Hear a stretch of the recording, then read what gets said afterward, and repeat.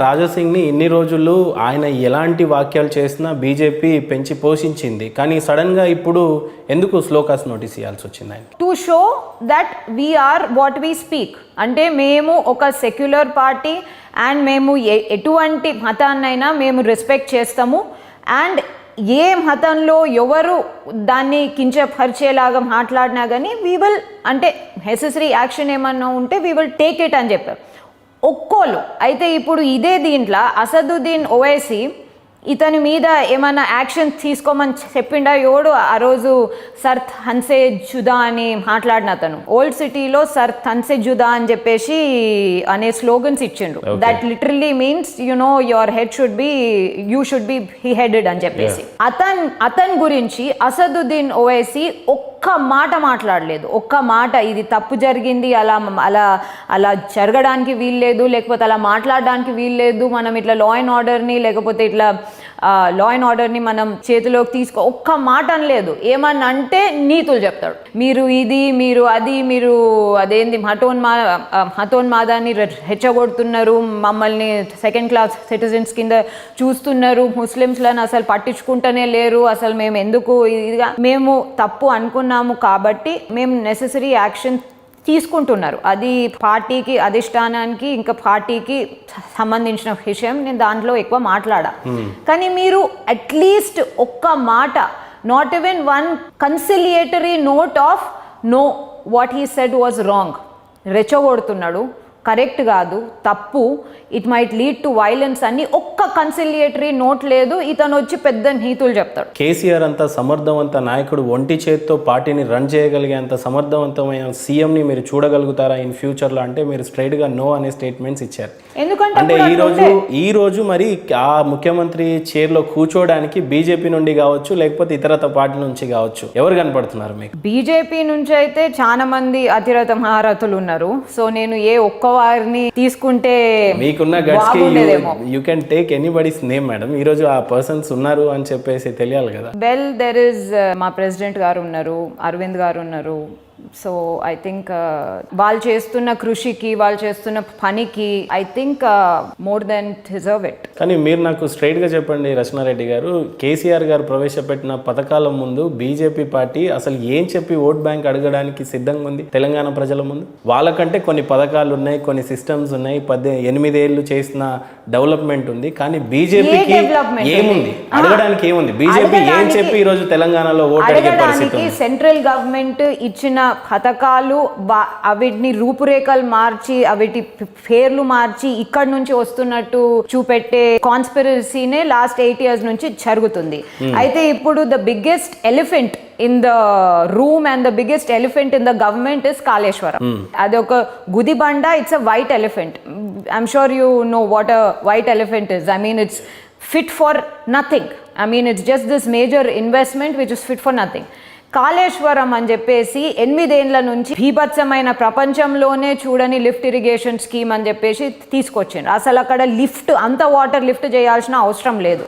ప్రాణహిత చేవెళ్ళ అని చెప్పేసి స్టార్ట్ చేసిన ఒక మీడియం సైజ్ ప్రాజెక్ట్ని డీమనైజ్ చేసేసి దాన్ని కాళేశ్వరం అని ఇది చేసేసి మొత్తము దాని రూపురేఖలు కంప్లీట్ డిపిఆర్ఏ లేదు.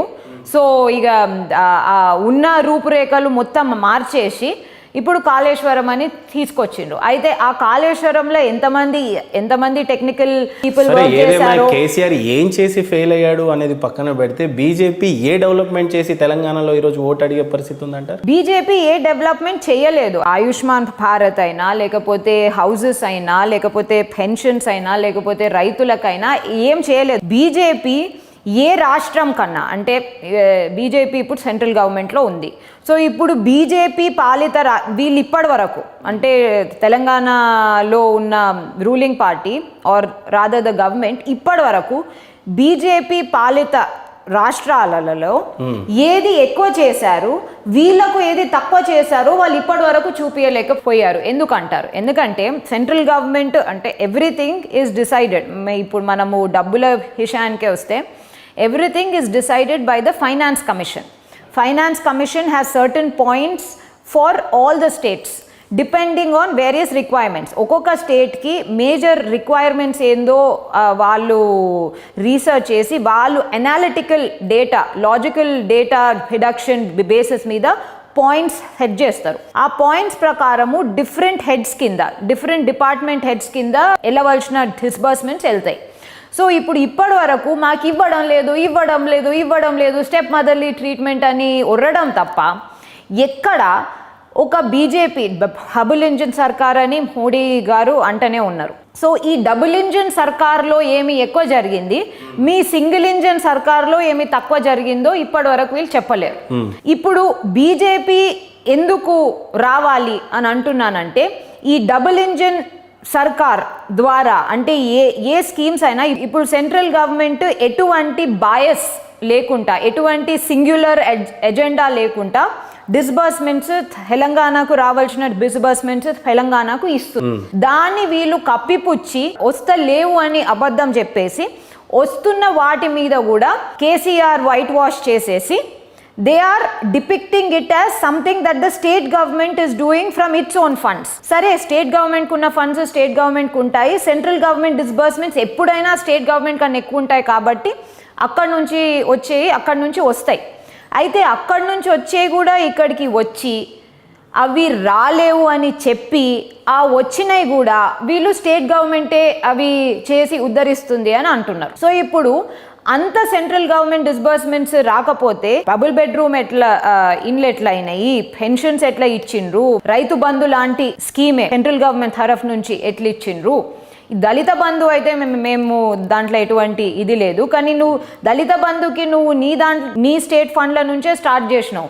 నువ్వు అంత మాత్రం నీకు విఘ్నత లేదా, నువ్వు అంత మాత్రం క్యాల్కులేషన్స్ చేసుకోలేవా, అసలు నువ్వు చేయగలుగుతావా చెయ్యలేవా, అసలు నువ్వు పాపులర్ స్కీమ్ అని తీసుకొచ్చి నువ్వే జోకర్ అవుతావా అని చెప్పేసి. సో ఇప్పుడు బీజేపీకి ఏం చెయ్యలేదు అని తెలంగాణ గవర్నమెంట్ ప్రూవ్ చేయాలి. ఓకే, ఏదేమైనా నేను నెక్స్ట్ అడగబోయే క్వశ్చన్ కి రచనారెడ్డి గారు చాలా స్ట్రైట్ గా ఆన్సర్ ఇవ్వండి.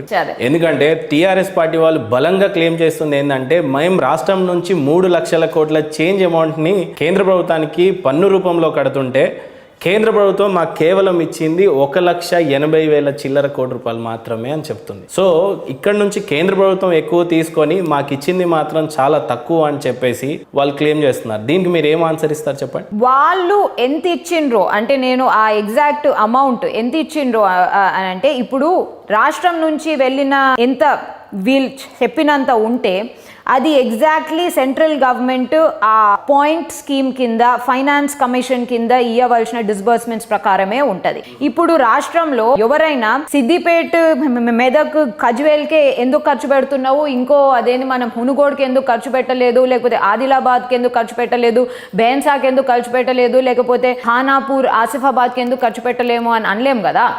ద ఫైనాన్స్ కమిషన్ పాయింట్ స్కీమ్లో ఎటువంటి డిస్బర్స్మెంట్స్ ఎటువంటి రిక్వైర్మెంట్స్ కోసం ఉంటాయో అట్లా స్టేట్స్కి వెళ్ళిపోతాయి.